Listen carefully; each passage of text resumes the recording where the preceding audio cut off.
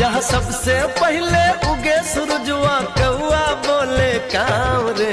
लहर लहर लहराए फसलिया इहे हमरे गाँव रे।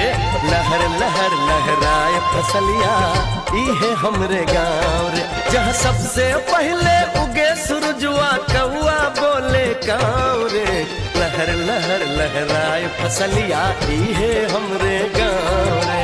लहर लहर लहराए फसलिया इहे हमरे गाँव रे।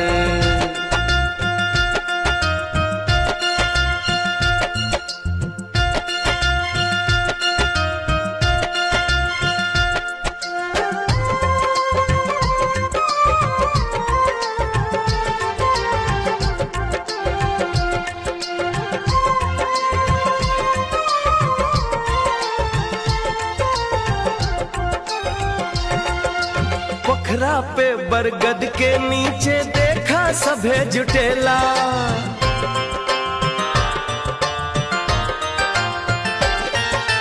केहू हाथ में खैनी माले केहू बीड़ी फुकेला।